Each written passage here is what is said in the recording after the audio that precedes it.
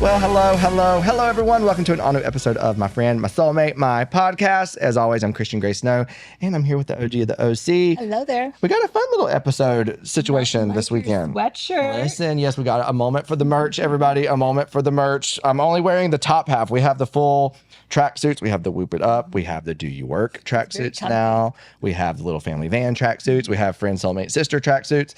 They are very comfortable. Very comfy. Good We sent them to some of our guests. Lynn Curtin reached out. She was like, "This shit is so comfortable." So yeah, I'm glad that we went with these. Very exciting. How are you doing today? How are you feeling? Good. Yeah, I'm doing good, thank you. You have had a lot of doctor's calls recently. I feel like another appointment. Yeah. So what's the latest appointment we just made? Gina gave me a referral for a different doctor for my boobies. So the twins need to get replaced. I got a leakage here, and I got something going on in this one. So Yeah. I'm gonna do my third doctor visit on Tuesday. I'm all about getting the research done and making sure that whoever you go with is Making the right decision. Yeah. Well, as we talked about before, remember my mom, I told you I was like from a distance, like hating her doctor because I felt like her doctor wouldn't listen to her. And then she finally, for the first time in years, switched to another physician. And the first physician was like, "You're like knocking on death's door, girl." Oh. Like, and I said, "Then does that mean?" But how does a doctor? But how does a doctor send a patient back at home knowing that? Like, that's crazy. There's good doctors and there's bad doctors. There's good insurance agents and there's bad insurance agents. And there's good podcasts and there's bad podcasts. Ours is good. Yeah. Have you ever had a bad doctor? Yeah. Really? The first time I ever had breast implants was when I moved to California. Don and I were having struggles. And so I thought, well, if I get boobies, we're going to be fine. Oh my gosh. And I went under and I told him I want a C cup. And I was like a little B. I was just nipples on skin. Yeah. And I came out like Dolly Parton. Are you serious? And I was so upset and I couldn't move my arms. This was almost 30 years ago. What did you say to him? Well, I got very upset, and I was all black. I mean, it was back in the day that the procedures were much different. Yeah. And that is the reason why I've had to have so many revisions, is because he screwed up the first time. Really? Because he just went Too big, muscles stretched out, pocket was wrong. So now, I don't know what's going on with these right now, but you have to really do your research. I'm not in a big hurry, but I'm in a hurry because I want to get it done right. Yeah. I never want to have it done again.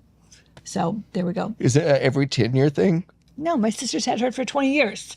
And Lisa still doesn't have gray hair either. So I don't know what the hell's going on. Lisa's doing something right. She's got no gray She lives hair. in the Midwest. She's got the lake house.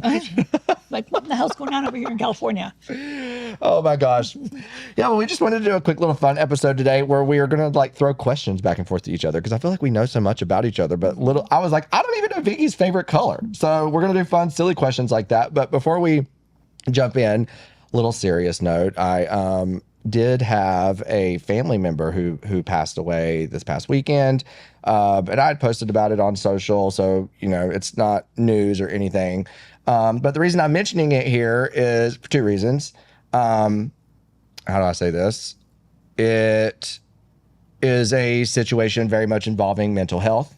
And just, I think that any reminder or opportunity that we can take to tell ourselves or a friend or anyone remotely around to just always, be considerate and careful with people and just always listen to what people are saying. Be kind. And be kind. Be there for people. If they're struggling, yes, you want to be there to. And sometimes there's a silent struggle too, and so that's why it's even more important to just, to lead with decency and to lead with tenderness. And, so I wanted to say that. And number two, say it because my Aunt Brenda, who left us, she loved our podcast.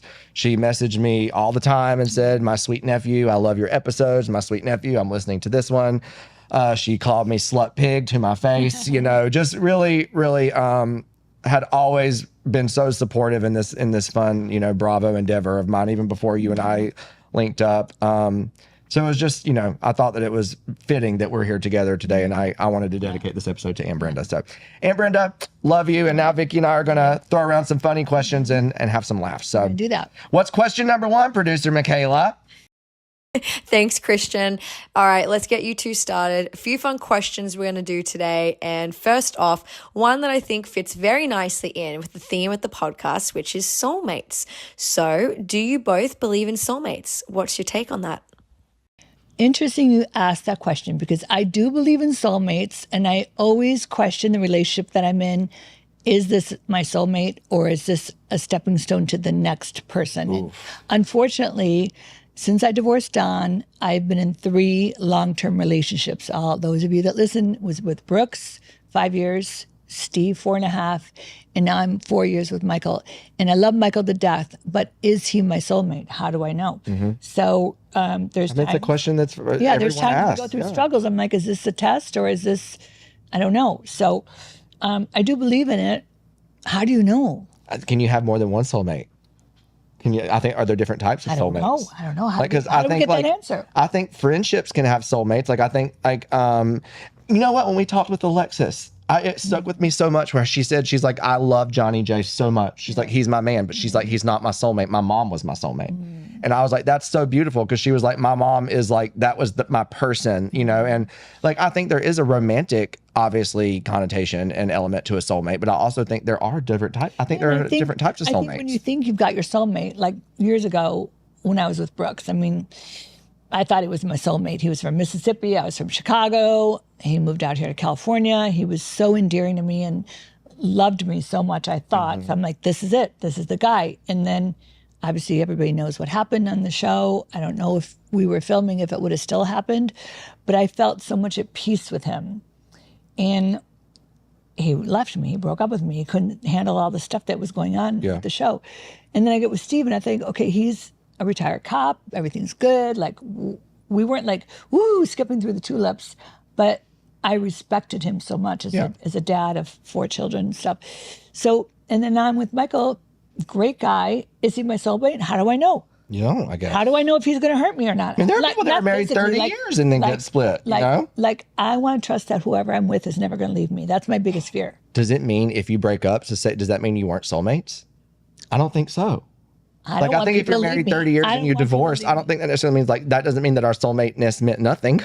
That meant that we were soulmates for a period, maybe. I don't like it. Okay. Next question, producer Michaela. Scares me. What's something that people assume about you that is totally wrong? I'm going to answer this one. Okay. People assume that I go around life whooping it up all the time. Yeah. I do not. Yeah, I mean, 90% of my life is very serious, very methodical, very responsible, very conservative. 10% is whooping it up. What about you? Yeah. I think a big one for me, I think a lot of people assume I'm more social than I am now. I've really pull back a lot in the last year. Not really that I even really like it that much, to be honest. But yeah, like even there's times where I'm like, what happened to me? You know what I mean? But no, I think that because, you know, like we're doing this, we're doing the podcast. I'm always like, I'm hosting YouTube lives, I'm posting my memes and stuff, but I am doing that from the comfort of my place. Don't get it twisted. Like it's my safe space. Just kind of, I think I'm a little kind of kept to myself a lot recently. Yeah. What do you need from a friend to feel understood? For me, an open ear. I need to be able to talk. If I could give Trisha Young a quarter of a penny for every time that she has listened to me talk about my life and really saw me through it, she would own the country. Like she's just the best ear to listen to and like knows the best advice to give knows when to listen, knows when to, you know, give harsh advice. So I think that, and that's something that I try and take in all my friendships and relationships going forward, is to just try and be a very, very active and listener, and so that someone knows they can come to me, you know. Well, that's why we have 2 ears and 1 mouth. Yep. For me, it's loyalty. If I tell you something and I say, please keep it confidential, and they go out and blab it, especially like some people that we know on TV, I immediately will never be honest or trust that person again. You get 1 chance with me. Really? You're done. Wow. One and done. You mess up on loyalty. Loyalty, I mean, I had one of my good friends, she was a roommate in college, actually, Brianna McNamara, love her. she used to always say loyalty above all, loyalty above all. And that was not in just friendships. That was romantic relationships. That was in family. She was like, she always said, if you have no loyalty, you have nothing. Right. She said, if you cannot depend on someone, if someone cannot depend on you, she's like, we're going here and taking chances. Mm-hmm. She's like, loyalty shows people dependability. You know, I'm like, she was right. She was right. Yeah. Next question is a bit of a fun one. What's your go-to karaoke song? Ooh, you first. Brown Eyed Girl. What? You know the Brown Eyed Girl. Yeah. Brown Eyed Girl. My brown eyed. Mine is Something to Talk About by Bonnie Raitt. Let's give us something to talk about. That's good. Because that was Fantasia's American Idol song, Top 24, season 3. Now, this next question is a little morbid, but it definitely ties into the conversations you've both had before and with our guest on the subject of death. So the question is, if you could choose how you were going to die, what would you choose?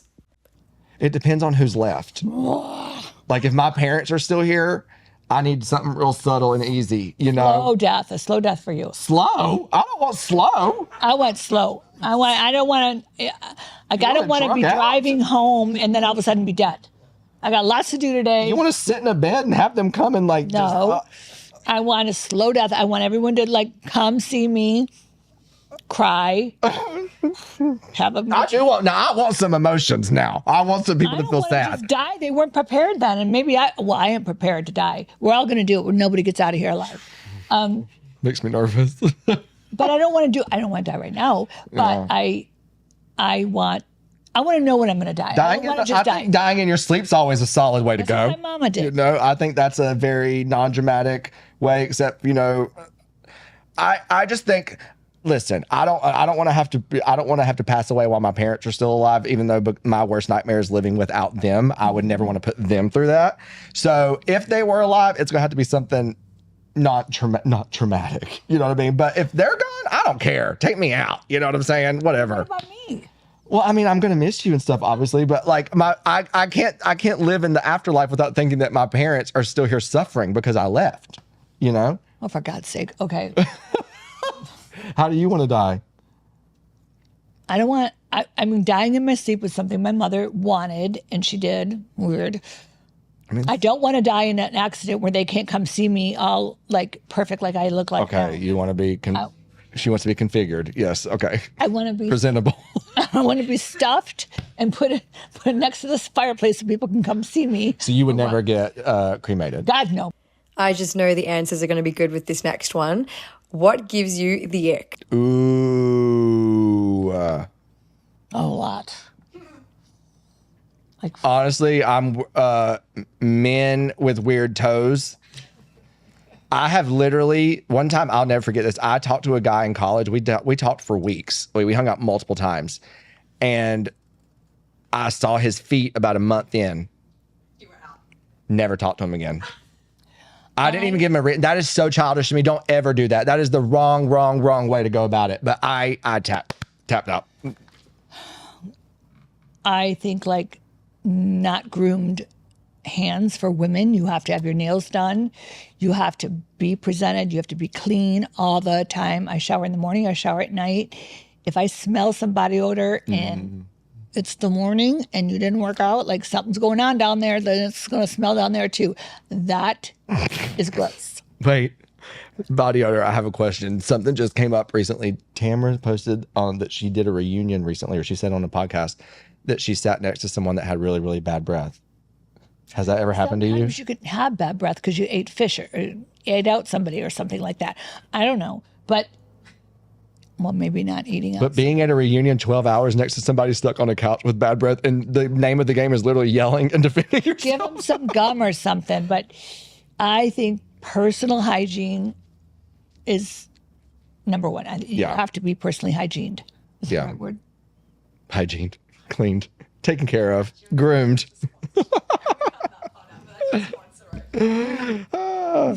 Another question? Let's do 2 more.